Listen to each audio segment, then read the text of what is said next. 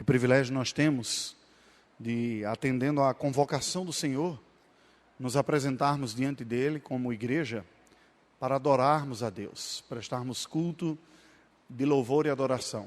Isso é um privilégio que muitas vezes nós não nos damos conta. Nós cumprimos um mandamento do Senhor Deus, uma ordem sua, quando Ele conclama os povos para adorá-lo, mas isso é um privilégio também, ao mesmo tempo. Sermos aceitos pelo Senhor, termos a nossa vida e a nossa adoração aceitas em Cristo Jesus, nos reunirmos como parte da igreja do Senhor aqui na terra, para prestarmos culto de louvor e adoração a Deus, como uma parte da igreja do Senhor nesse campo setentrional, extremo norte do Brasil. Para mim é sempre uma alegria estar aqui com os irmãos e confesso que já estou na expectativa da próxima vez que vier. Já dei os meus recados aí, da próxima vez eu não quero só ser preletor não, quero ter a oportunidade de conhecer um pouco daquilo que os irmãos estão fazendo aqui também. E podem ter certeza que, sinceramente, a imagem que eu levo da igreja de Roraima, a igreja que tem adorado aqui o Senhor, que tem buscado ser fiel na proclamação do Evangelho, e uma igreja que conta com a experiência e a presença de alguns missionários valiosos também, que no momento da minha vida me inspiraram, em alguma conversa que nós tivemos, me ajudaram a perseverar um pouco mais adiante. Irmãos queridos, nesta conferência nós tivemos a oportunidade de explorar um pouco a base bíblica para a atuação missionária. Talvez até um pouco excessivamente, muitas informações que foram trabalhadas, mas o nosso desejo foi apresentar uma visão geral para que nós compreendamos como entra a nossa tarefa no meio de tudo isso. Eu dizia na ocasião da abertura que um dos versículos que tem martelado bastante na minha mente e no meu coração é aquela exortação de Paulo que diz que ninguém pense de si além do que convém, não é? São momentos que nós enfrentamos na vida e que Deus nos dá a graça de experimentarmos. Mas eu gostaria de começar a mensagem nesta noite fazendo uma recapitulação do que foi esse período e o momento que nós vivemos como um todo, como povo brasileiro. Eu me lembro quando no ano de 2012, foi o primeiro ano que eu já tinha deixado o pastorado, estava viajando o Brasil num período mais prolongado, não apenas 3 meses como agora, mas foi quase um ano inteiro, e rodando o Brasil de norte a sul. Nós respirávamos no Brasil uma espécie de euforia, havia um clima de prosperidade, um sentimento de que nós estávamos muito bem, estávamos ascendendo economicamente. E uma das coisas que eu falava às igrejas, eu disse, olha, Deus pode nos estar dando a oportunidade para que, de fato, investamos mais. Ocorre que este período, desde aquele ano de 2012 para hoje, o cenário mudou completamente no Brasil, não é verdade? Acompanhando do lado de fora as notícias, parecia que a cada semana era um pouco pior do que estava acontecendo. Não apenas no cenário político, mas no cenário econômico, no cenário da saúde pública, algumas verdadeiras epidemias tomando conta do país, doenças acumuladas, e nós ficamos, mas até que ponto as situações podem piorar e dificultar? Viajando agora um pouco pelo Brasil, tenho ouvido em vários lugares a dificuldade que muitas famílias têm enfrentado para manter a ordem do dia, da casa, especialmente lugares que dependem do comércio, do trabalho, parece que tudo está parado. Esses momentos de dificuldades, eles vêm sobre a vida de todos nós. E elas podem ser de diversas naturezas, não apenas econômica. Pode ser doença, pode ser uma tragédia que vem sobre a vida de alguém, a perda de um ente querido, um diagnóstico de uma doença sem cura, a separação num casamento que ninguém imaginava que teria problemas e explode algumas notícias de infidelidade ou de tragédia, casais que quando vêm buscar um aconselhamento já estão à beira das vias de fato de um prejudicar o outro, senão matar até, de tão intensas que são as lutas. E como nós lidamos com essas coisas? Eu queria que nós pensássemos nesta noite, e eu lhe convido para tanto, para abrir a palavra de Deus no Evangelho de Jesus Cristo, segundo escreveu Marcos. Você pode estar dizendo, mas nós estávamos numa conferência missionária, vai falar de tragédia, de dificuldade. E o link que eu gostaria de fazer é exatamente que, ainda que não venha uma grande tragédia, a mudança nos coloca diante de uma realidade de provação, de dificuldades que nós enfrentamos. e é com este ponto que eu gostaria de abordar, como nós enfrentamos as tribulações da nossa vida. E falo isso como uma palavra que eu dirijo ao meu próprio coração também, daquilo que tenho aprendido da parte do Senhor, nas provações que Deus me deu nessa primeira experiência, nesse primeiro ciclo no campo missionário.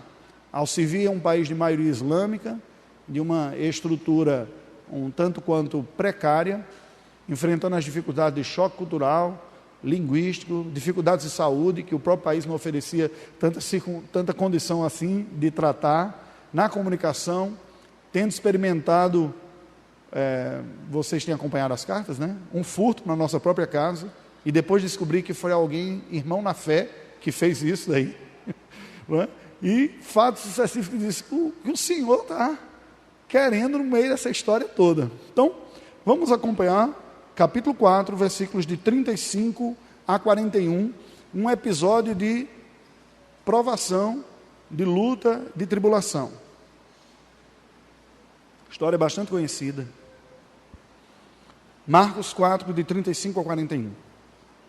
Naquele dia, sendo já tarde, disse-lhes Jesus: passemos para outra margem. E eles, despedindo a multidão, o levaram assim como estava no barco, e outros barcos o seguiam. Ora, levantou-se grande temporal de vento, e as ondas se arremessavam contra o barco, de modo que o mesmo já estava a encher-se de água. E Jesus estava na polpa, dormindo sobre o travesseiro. E eles o despertaram e lhe disseram: Mestre, não te importa que pereçamos? E ele, despertando, repreendeu o vento e disse ao mar: acalma-te, emudece. O vento se aquietou e fez-se grande bonança. Então lhes disse: por que sois assim tímidos? Como é que não tendes fé? E eles, possuídos de grande temor, diziam uns aos outros: quem é este que até o vento e o mar lhe obedecem? Ó Deus, nós lemos a Tua palavra mais uma vez nesta noite. Estamos diante de Ti. E é diante da Tua presença e sob a consciência da Tua presença gloriosa em nossa vida que nós suplicamos a iluminação do Teu Espírito sobre nós. Fale-nos ao coração, por Teu amor e misericórdia, em nome de Jesus. Amém. Meus irmãos, pelo desenrolar da liturgia, da programação do culto nesta noite, nós contemplamos uma das cartas que possivelmente seja de todos os livros da Bíblia, aquilo que mais fala especificamente e claramente sobre Cristo Jesus, em sua glória, em sua manifestação, a carta de Paulo aos Colossenses. E aqui nós estamos com um episódio bíblico que narra um momento específico da vida de Cristo Jesus. Este que é o autor da glória, o Senhor de toda a história, o primogênito de toda a criação, o Filho de Deus eterno e glorioso, que se humilhou e se fez gente, para aqui na terra desenvolver o seu ministério, indo até a morte de cruz, depois sua ressurreição e ascensão, retorno aos céus. Este nosso Senhor, bendito, soberano e glorioso, ao assumir a humanidade, experimenta a humanidade com toda a sua realidade, à exceção de conhecer o pecado nele mesmo. Como Paulo diz, ele, semelhante a nós pecadores, à exceção do próprio pecado, mas não livre de suas tentações. O Rei da Glória, o Deus Todo-Poderoso, conheceu as limitações, as fraquezas e as lutas que a carne humana lhe impuseram na sua condição humana. Nós vemos pelas palavras do Evangelho, particularmente no Evangelho segundo Marcos, um Senhor Jesus extremamente ativo, caminhando de um lado para outro, não apenas na região da Judeia, mas da Galileia e da Pérea, pregando a palavra de Deus, curando enfermos, exortando os discípulos, ensinando incansavelmente. Nós, quando acompanhamos a leitura de Marcos, quase que perdemos o fôlego. Ele liga uma narrativa a outra, dizendo, logo em seguida, e então, e passou o Senhor a fazer, e esta foi a vida de Cristo, especificamente durante aqueles 3 anos em que ele desenvolveu o seu ministério físico, o seu ministério terreno aqui. A palavra de Deus nos apresenta aqui o Senhor Jesus, depois de mais um desses dias de ministério, de intensa luta, pregação, falando a palavra do Senhor.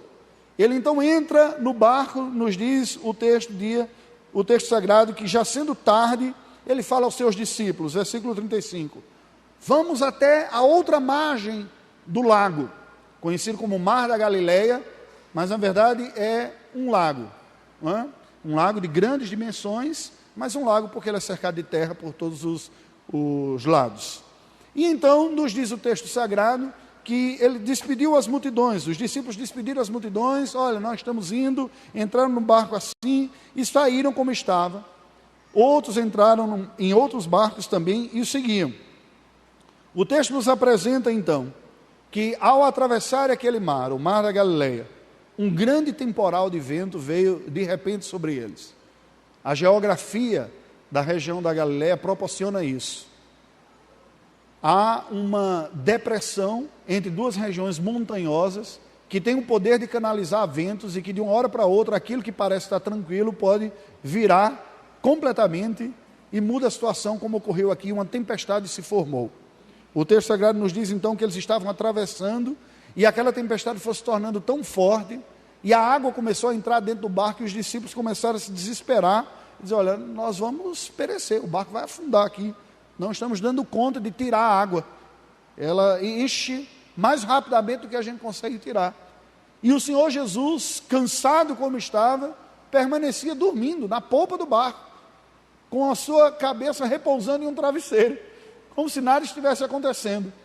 Os discípulos então vão até Cristo Jesus e o despertam e dizem, o Senhor não se importa, nós estamos ao ponto de morrer aqui, vai mergulhar, vai naufragar, e o Senhor está aí dormindo.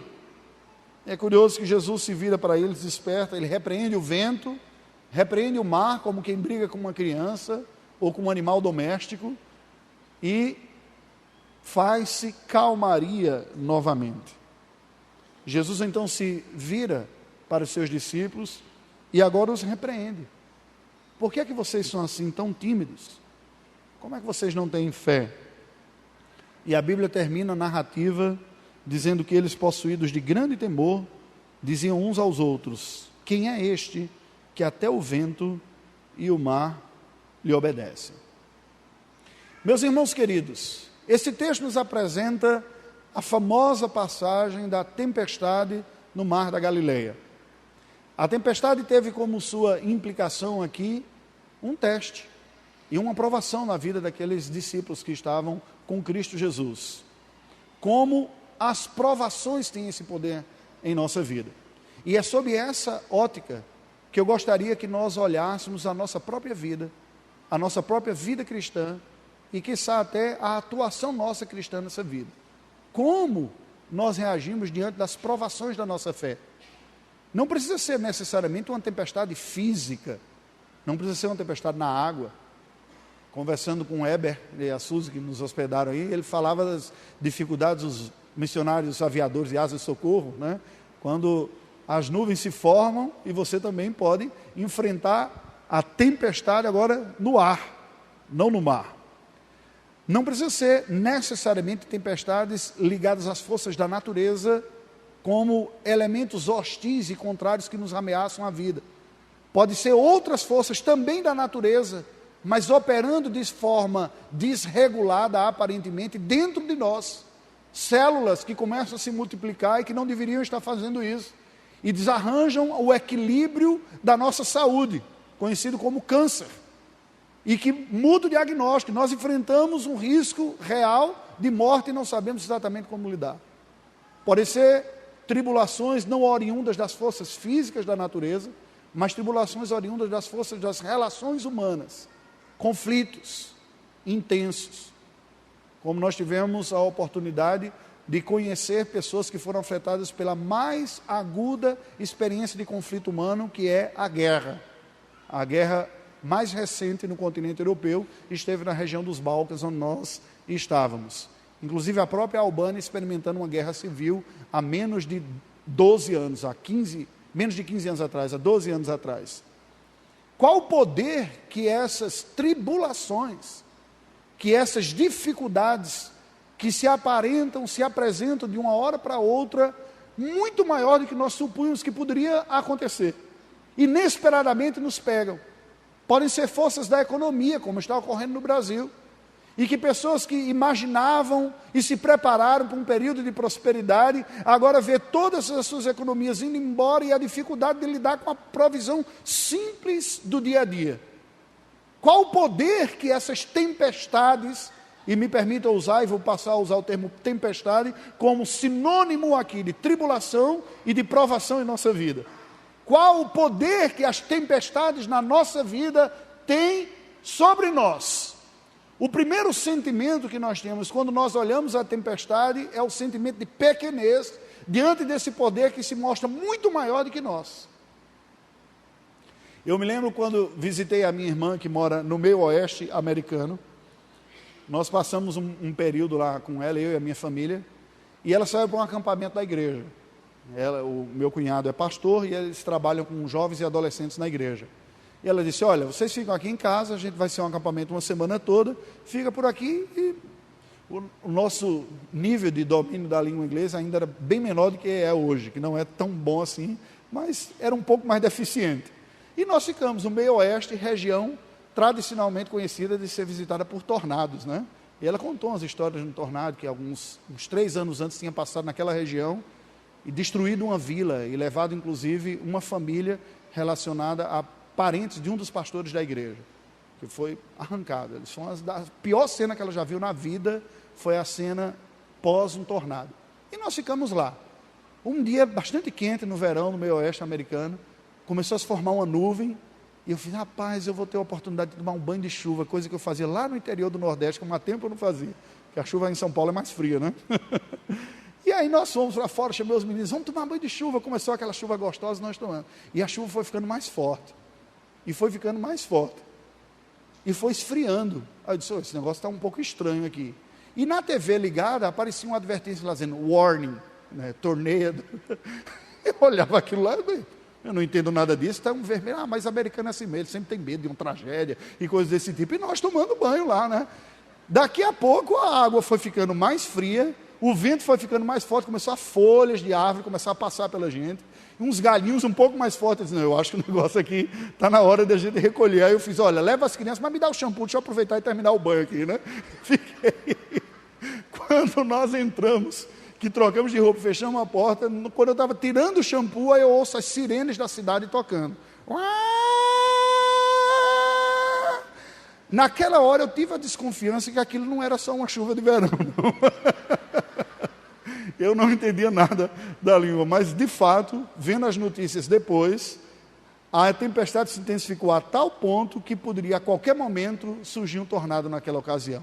A velocidade do vento e as condições estavam. E quem ignora a violência vive como se não tivesse nada demais. Mas e quando nós tomamos conhecimento do risco e do perigo? Qual seria a nossa atitude quando nós olhamos o contrário e sabemos que aquilo tem um risco ou tem um poder de morte, de fato, sobre nós, e que nós nos vemos impotentes diante de tudo isso? A tendência nossa, como eu falei, é nós focarmos no poder destruidor destas forças que vêm sobre nós, forças da natureza, da saúde, da economia, seja o que for, aquilo que nos desestabiliza, que se apresentam diante de nós como uma ameaça real à paz e à condição da nossa vida. Mas eu gostaria que nesta noite nós olhássemos para esse texto e percebêssemos o que ele tem a nos dizer sobre o poder das tempestades da nossa vida. Mas um outro poder, um poder que Deus usa para a sua glória e para o nosso bem.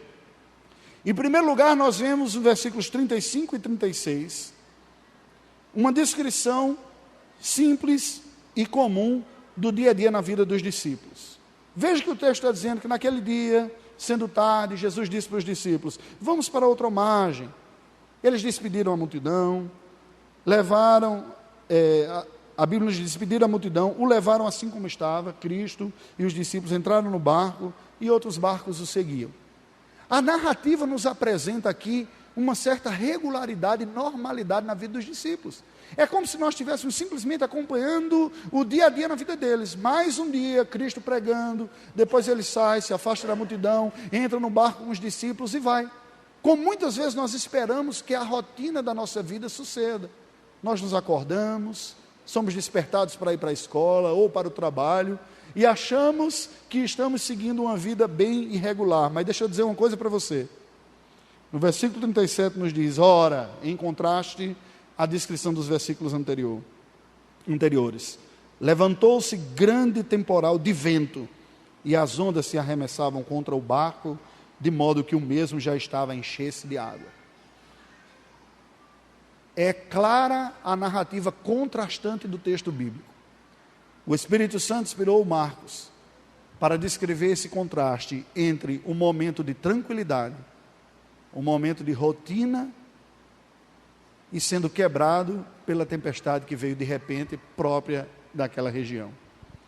Isso me faz lembrar de que o primeiro poder que a tempestade na nossa vida tem é o poder de quebrar a nossa falsa segurança na normalidade. Preste atenção. As tempestades da nossa vida têm o poder de quebrar a nossa falsa segurança na normalidade. Nós nos sentimos seguros quando a vida parece normal. Gera em nós uma aparente até confiança no cuidado de Deus, como a criança que é cuidada e guardada, quando tudo está bem. Nós carregamos conosco uma certa expectativa, se não explicitada verbalmente, mas implícita em nossa mente e em nosso coração, que se Deus está conosco, tudo irá muito bem. Nós cantamos em si, Cristo está no barco, tudo vai muito bem, mas o desejo, a expectativa do nosso coração é que de fato não haja grandes problemas em nossa vida. Ora, se Deus é soberano, se Ele é todo poderoso, se Ele controla tudo, Ele não vai me permitir passar desnecessariamente por lutas, por provações, por riscos e por ameaças de morte.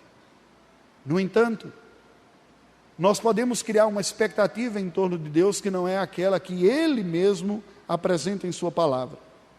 Nós podemos estar tão acostumados com as bênçãos naturais ou ordinárias de Deus em nossa vida, que nós perdemos de vista que a nossa dependência e a nossa segurança não está nas condições, nem nas bênçãos, preste atenção, nem nas bênçãos ordinárias de Deus para a nossa vida, mas está no Deus mesmo. E portanto, o primeiro e o bendito poder da tempestade da nossa vida é nos mostrar que nós podemos estar desenvolvendo uma falsa segurança na tranquilidade e não no Deus que controla todas as coisas. Quando nós olhamos para a vida dos discípulos aqui, nós percebemos exatamente isso. Eles estão, um dia mais, Cristo no barco, vamos para lá, vamos atravessar o mar, ele entra, mas de repente, de uma hora para outra, o cenário muda. O céu que parecia de brigadeiro, aquele cenário que parecia tranquilo, mais um dia, muda completamente. E aquele mar da Galileia, aquele pequeno lago, agora começa a ser visitado por uma tempestade, ventos poderosos, o barco começa a balançar e vai aumentando cada vez mais, o vento vai aumentando, as ondas vão aumentando, o barco balança de forma perigosa, correndo o risco de naufragar, as águas começam a entrar, eles dizem, olha, nós vamos morrer, e eles se desesperam. Cristo estava dentro do barco. No entanto, o medo, a sensação de abandono e de solidão, era uma denúncia, e era um reflexo de que o sentimento de segurança dos discípulos não estava na confiança em que Deus é soberano sobre tudo, inclusive no meio da tempestade, mas estava depositado nas circunstâncias. Quantas vezes em nossa própria vida nós supostamente esperamos que o Deus da providência nos dê a tranquilidade?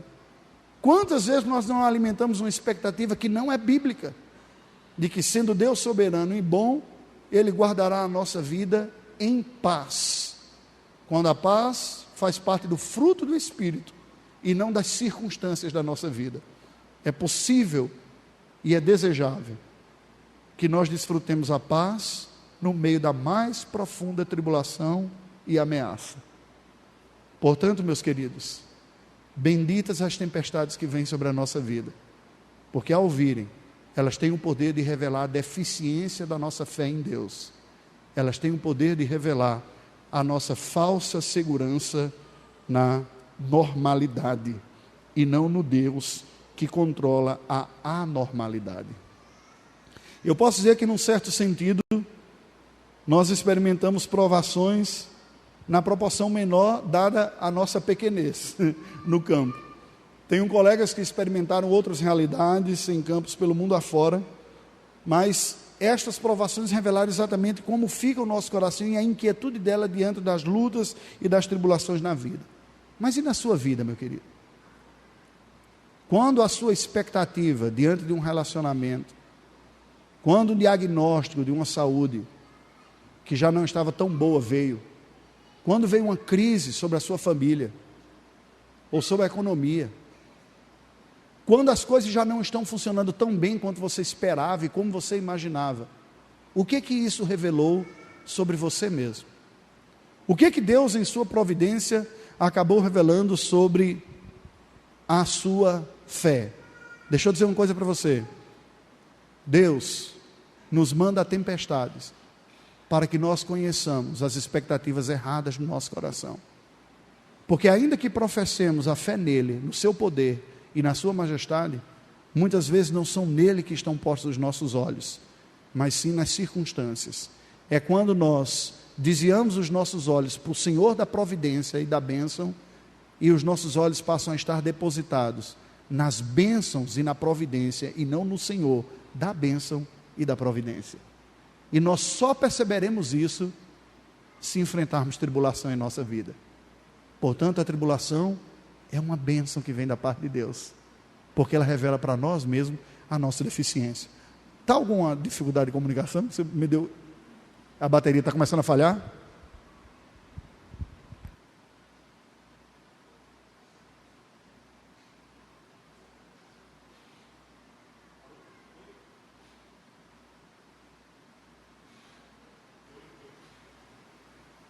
Estou achando que eu vou ter que gritar mais, então. Eu vou voltar para esse outro aqui. Você conserta isso para mim. Normalmente o pessoal diz que eu grito bastante, então eu vou ter que levantar mais a voz para compensar.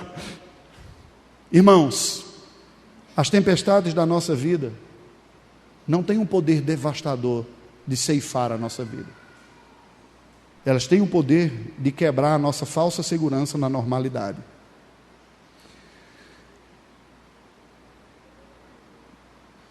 Sigamos com a leitura bíblica. O versículo 38 nos diz: e Jesus estava na popa, dormindo sobre o travesseiro. E eles o despertaram e lhe disseram: mestre, não te importa que pereçamos? Imaginem a cena. O Filho de Deus eterno, a tempestade, o barco está a ponto de ir a pique, de naufragar, e ele está roncando na polpa lá, com a sua cabeça no travesseiro. Isso me lembra aquela ilustração do menino que estava num trem e viajando, e parecia que ele estava fora do controle, e ele ficava brincando de um lado para o outro, o trem, e o pessoal: oh, você não está preocupado? Ele disse: não, não estou preocupado. E perguntaram: por que você não está preocupado? Ele disse: porque eu conheço aquele que é meu pai.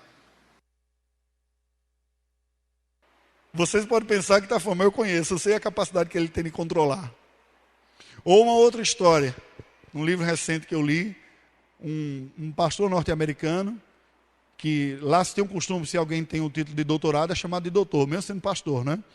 E aí os filhos dele brincando, lança uma pedra, brincadeira de menino, né? Joga uma pedra, fere a testa do outro, começa a sangrar, e o menino ficou lá deitado, quieto.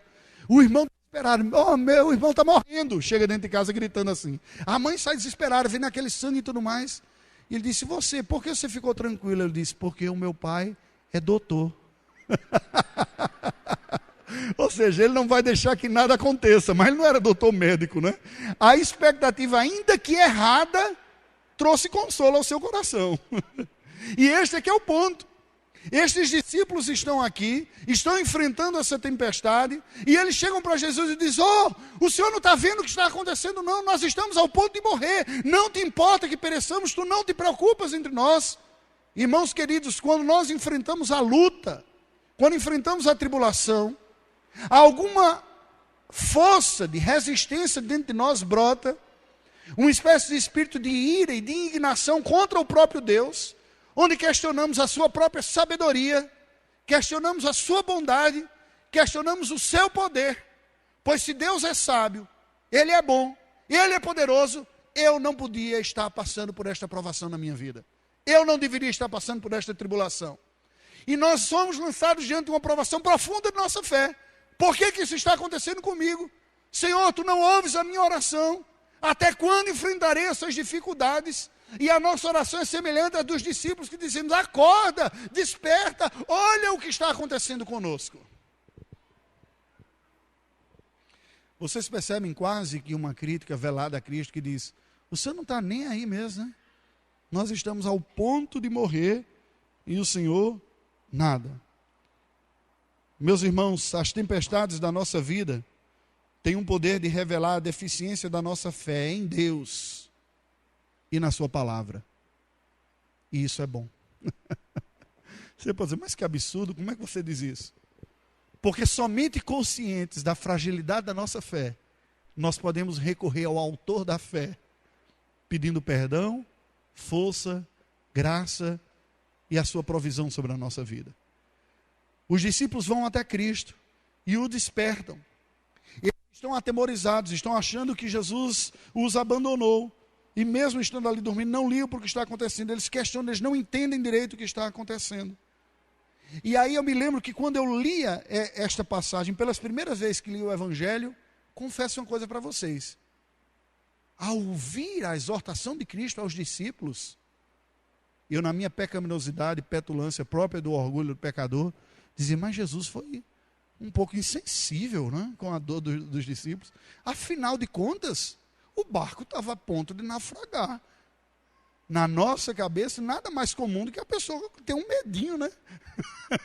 Você enfrenta uma turbulência no avião, né? Ou você está lá a ponto de ir a pique, tem uma notícia e você... E quando eles vão dizer: Jesus, tu não te importas, no ato... Jesus se vira, ao invés de dizer: calma, queridos, eu estou com vocês, não se preocupem, como nós supunhamente achamos que talvez Deus deveria agir. Nós comparamos com a nossa paternidade caída e vemos um filho, quando chega preocupado, dizendo: eu estou com medo do escuro. E você abraça o seu filho e diz: não tem nada no escuro, eu vou deixar uma luz mais calminha aqui. Venha cá, o papai está aqui com você. E você abraça e você consola. Mas como foi que Cristo reagiu a este despertar dos discípulos? E não é porque ele estava dormindo e foi acordado, como algumas pessoas que se acordam no meio do cochilo, ninguém segura, né? Não foi uma alteração de comportamento de Cristo aí. Na verdade, foi um ato de fé que ele agiu. Cristo os exorta e diz: por que vocês são assim, tímidos e pessoas de pouca fé? Por quê? Versículo 35, dá uma olhada. Naquele dia, sendo já tarde, disse-lhes Jesus: passemos para outra margem. Passemos para outra margem. Nós estamos entrando aqui e nós vamos até o outro lado. Ele está cansado e dorme. E vem a tempestade. E os discípulos têm medo de não chegar na outra margem. Irmãos, o que Deus disse para nós? No mundo tereis aflições, mas tende bom ânimo, eu venci o mundo. Todos os fios de cabelo de sua cabeça estão contados. Nenhuma folha da árvore cai sequer se não for da vontade do Pai. Nenhum pardal cai se não estiver de acordo com a vontade do Senhor. Nenhuma tribulação vem em nossa vida que não esteja debaixo do controle de Deus. Quando Moisés está liderando o povo durante aquela peregrinação no deserto, Deus diz através de Moisés: eu levei vocês para o deserto para provar vocês, para testar vocês, para que vocês saibam o que ocorre no seu coração. E a leitura do Pentateuco nos revela claramente que o coração da igreja, da peregrinação, era um coração não crente na providência divina, mas rebelde, murmurador, questionador. E Deus, pela sua bondade, nos manda tribulações para que nós desçamos do pedestal de nossa fé, de nossa segurança, e nós reconheçamos que não somos tão bons quanto achávamos que era. E nós reconheçamos que não somos tão fiéis, que não temos uma fé tão segura e tão firme em Deus, porque as circunstâncias que a bendita providência nos mandam, vêm para que nós nos humilhemos diante do Senhor, porque somos por Deus cuidados e preservados. É fácil nós cantarmos a providência divina, é fácil nós louvarmos a soberania de Deus, quando nós temos um trabalho regular, quando conseguimos pagar as nossas contas, quando a nossa saúde está bem, quando o nosso trabalho está funcionando, sendo bem sucedido, quando os relacionamentos familiares estão ruins. Mas quando as coisas começam a ficar diferentes daquilo que nós imaginávamos, e nos abate uma crise profunda de fé e de pensamento, aí é que a crença que nós professamos e declaramos em momentos litúrgicos na soberania de Deus são postas em xeque. E Deus nos manda esses momentos de provação para que nós saibamos que a nossa segurança não está depositada na nossa capacidade de crer, porque mesmo sendo crentes em Cristo Jesus, não temos em nós mesmos essa confiança tão grande em Deus, mas criamos expectativas em torno de Deus que não são próprias àquela que Deus mesmo tem para a nossa vida. O povo da aliança, no período do Antigo Testamento, durante muito momento se voltou para uma outra divindade, chamada Baal. Sabe quem é Baal? Baal é o falso deus da prosperidade. A expectativa no coração humano era que Deus lhe provesse recursos e melhoras na sua vida. Isso produziu Baal. E Jesus, durante o seu ministério, diz: vocês não podem servir a dois senhores. Ou serve a Deus, ou as riquezas. Ninguém consegue agradar um e ao outro também. É fácil nós proclamarmos que confiamos em Deus, no seu cuidado e na sua providência, quando olhamos para a nossa vida e cantamos com alegria leve de alma: Senhor, eu te agradeço, ou obrigado, como cantamos aqui, separamos o dízimo, consagramos: o Senhor é fiel comigo e eu devolvo, porque Deus é tudo bem. Aí Deus nos tira a fonte da nossa segurança, que nós não queríamos dizer para nós mesmos que eram as bênçãos, e nós afirmávamos de peito estufado que a nossa segurança está em Deus, e ao remover a fonte da nossa segurança, nós percebemos a fragilidade de nossa fé.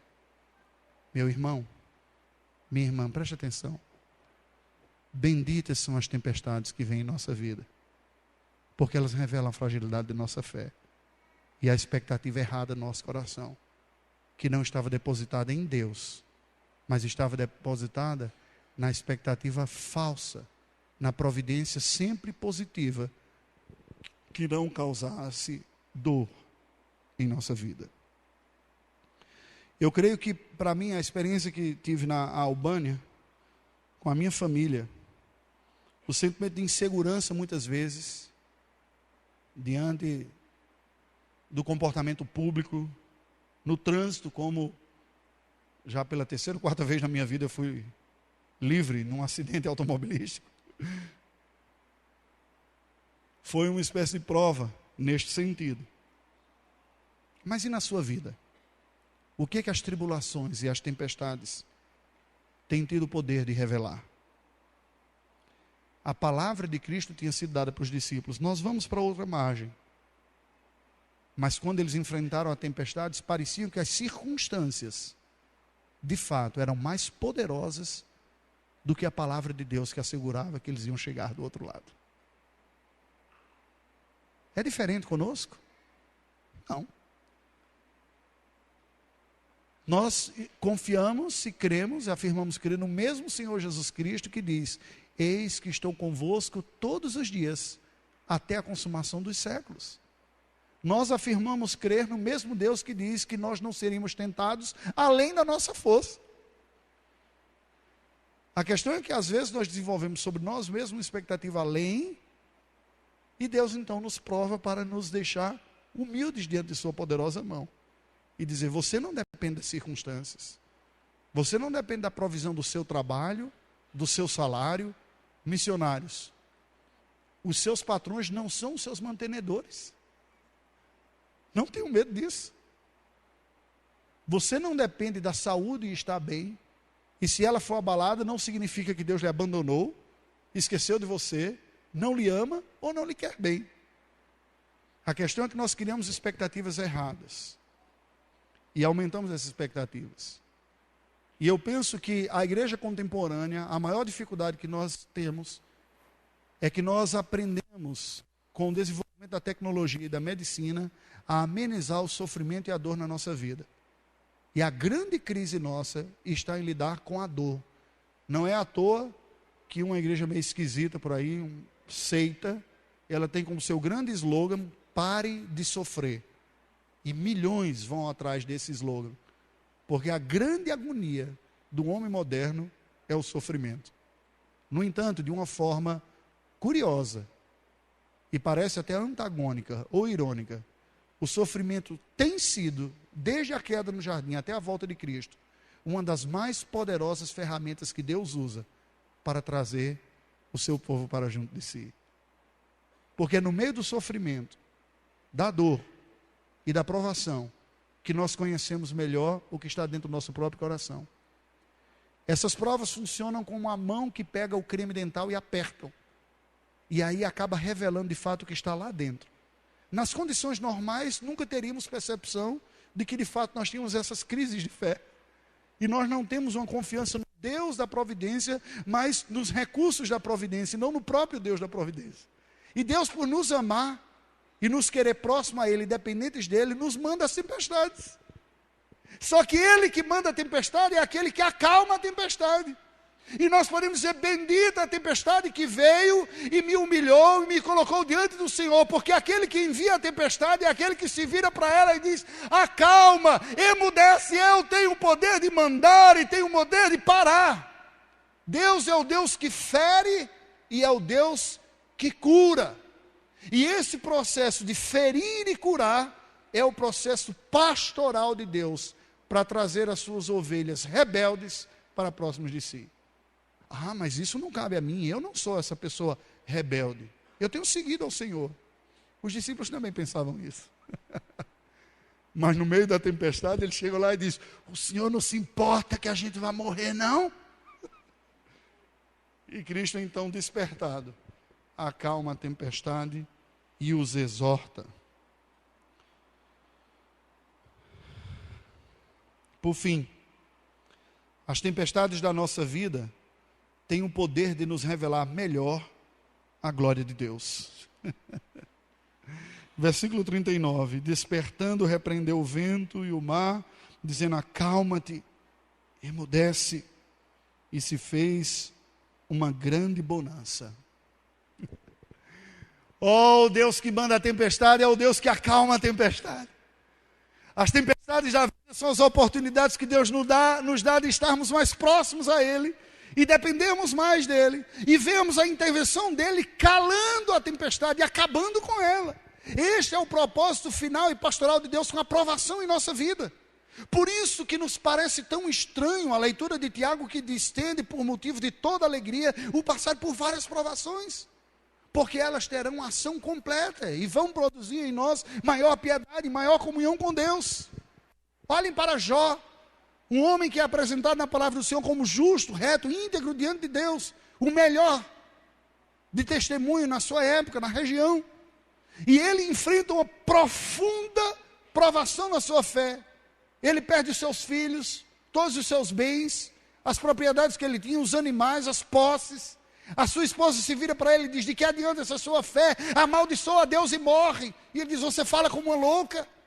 Se nós recebemos da parte de Deus tudo com gratidão, tudo de bom, não haveríamos de receber também as lutas. O Senhor deu, o Senhor tomou, bendito seja o nome do Senhor. Mas isso não livrou Jó das perguntas intrigantes que nós fazemos nos momentos mais agudos de nossa vida. Senhor, por que isso está acontecendo comigo? Senhor, o que aconteceu? E enfrentando dificuldades, ouvindo falsas acusações da parte de outras pessoas, a Bíblia termina de uma forma, o livro de Jó de uma forma fantástica. Jó intercede pelos seus amigos, e ele diz: bem sei que tudo podes, e nenhum dos teus planos podem ser frustrados. Antes, eu te conhecia só de ouvir falar, mas agora, os meus olhos te veem. bendita tempestade, porque nos põe aos pés do Senhor e nos faz testemunhar o poder daquele que, ao enviar, tem o poder de acabar com a tempestade também. A luta e a prova da sua vida tem um propósito e terá um fim. Eu não sei qual é o fim, eu não sei qual é o prazo, mas terá o fim, passará.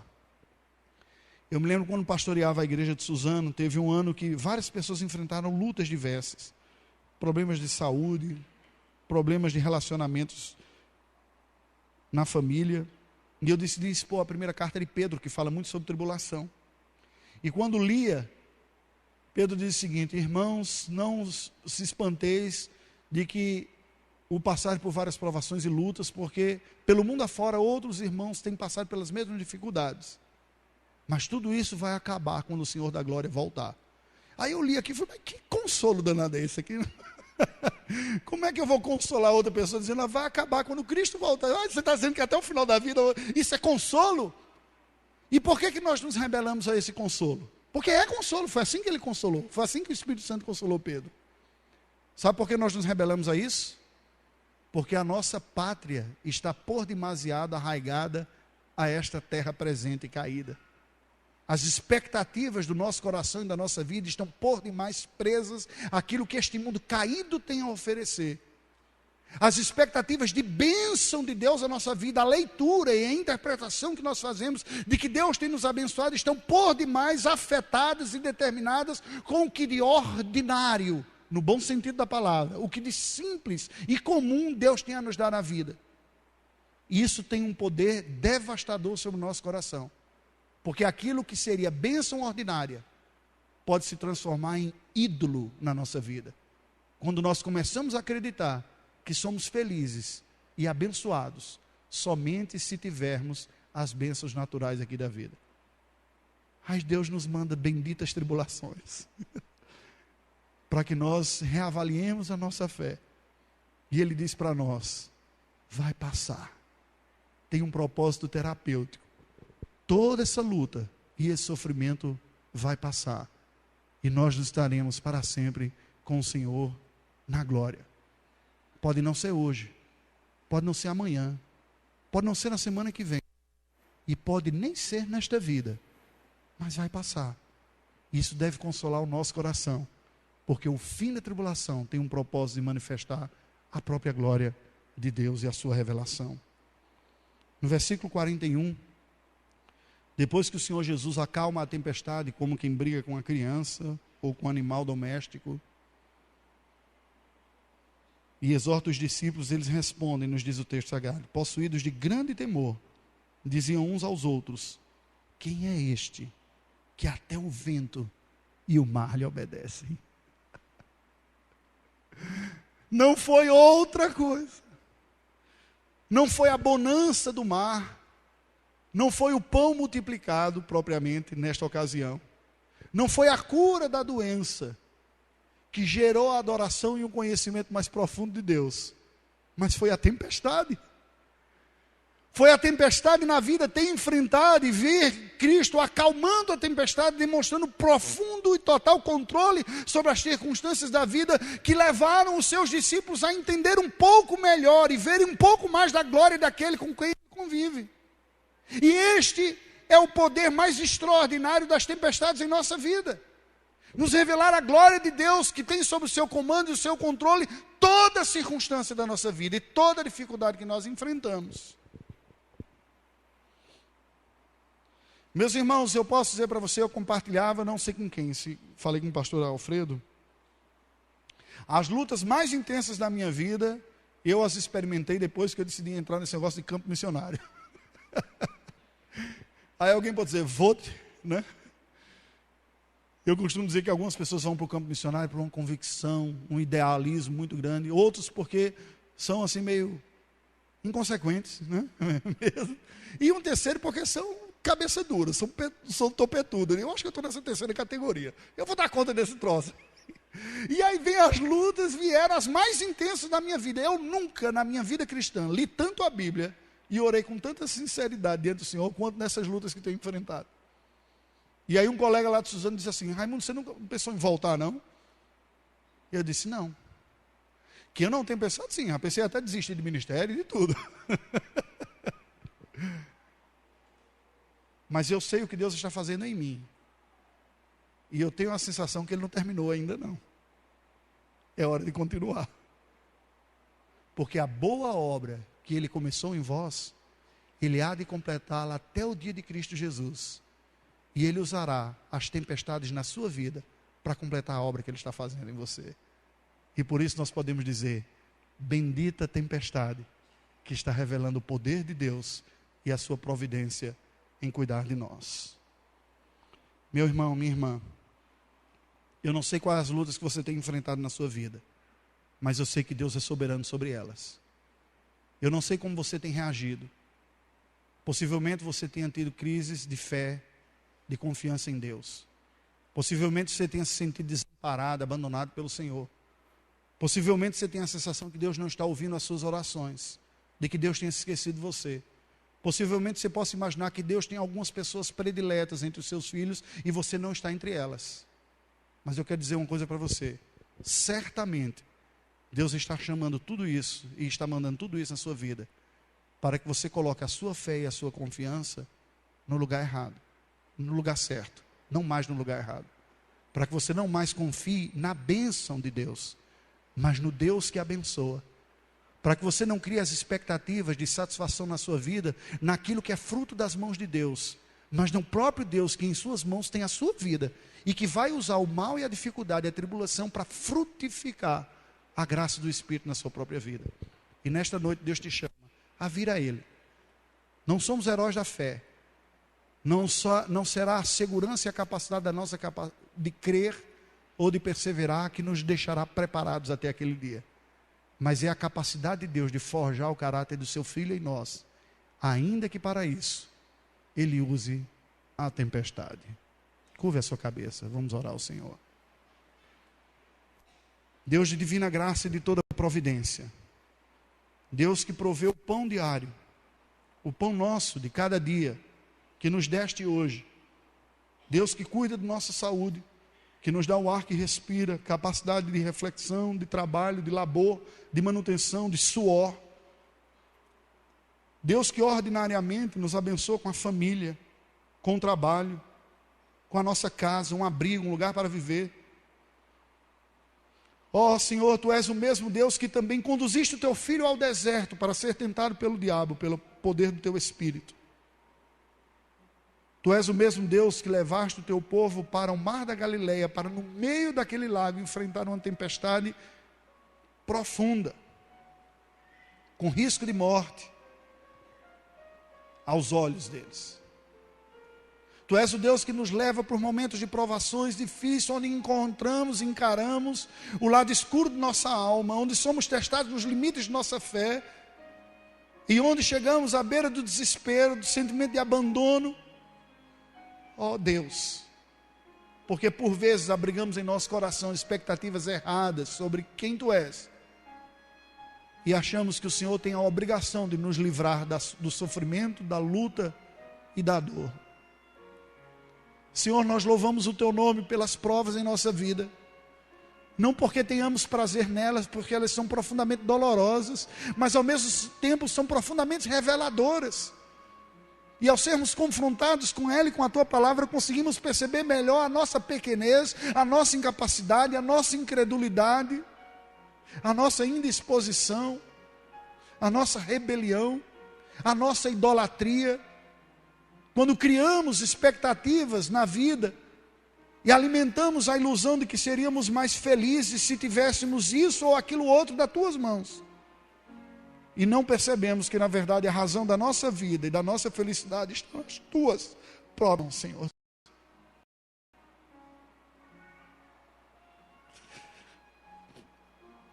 É a Tua presença que faz a diferença na nossa vida.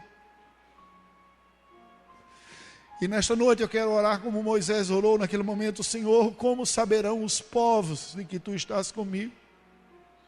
De que Tu estás conosco? Que diferença há entre nós que somos o Teu povo, dos outros povos da terra, senão a Tua companhia conosco, Senhor? É esta a diferença da nossa vida. é a tua companhia a providência suficiente para o que precisamos. Ó Deus, nos perdoe quando criamos a expectativa de que encontraríamos satisfação maior em qualquer outra coisa que não fosse o Senhor em nossa vida. Pusemos essa esperança e essa confiança no trabalho e nos recursos que vêm do patrão humano. Pusemos essa expectativa numa saúde com as taxas de colesterol e todas as outras estando sob controle. Criamos a ilusão de que uma família perfeita, funcionando direitinho, seria a razão de orgulho e satisfação na vida. E o Senhor decretou provações em nossa vida, para que esses ídolos fossem destronados no nosso próprio coração. Por isso nós nos rendemos a Ti em arrependimento, dizendo: nos perdoe quando voltamos as costas contra o Senhor, e abrigamos em nosso coração fé, esperança, expectativa em outra coisa que não fosse o Senhor. Por isso nos rebelamos no dia da provação, praguejamos, murmuramos, reclamamos, maldizemos, porque perdemos de vista a Tua boa mão e a Tua boa companhia em nossa vida. Ó Emanuel, Deus conosco, nos ajude a celebrarmos a maior riqueza de todas e restaure em nós a convicção de que é a Tua presença tudo o que necessitamos. Eu peço isso pela vida de cada um de nós que aqui está nesta noite, pela minha própria vida e da minha família, em nome de Jesus, amém. Irmãos, coloqueis em pé, receber a bênção do Senhor nesse instante. Que a graça do Senhor Jesus, pastoral, providente e misericordioso, o amor de Deus Pai Todo-Poderoso, que sabe cuidar dos seus filhos queridos, que redimiu, a comunhão, as convicções produzidas pelo Espírito Santo do Senhor, a consolação e o poder, repouse sobre vocês, irmãos amados, ao enfrentarem suas tribulações e a terem os dias de bonança, e para todos sempre. Amém. Podeis assentar.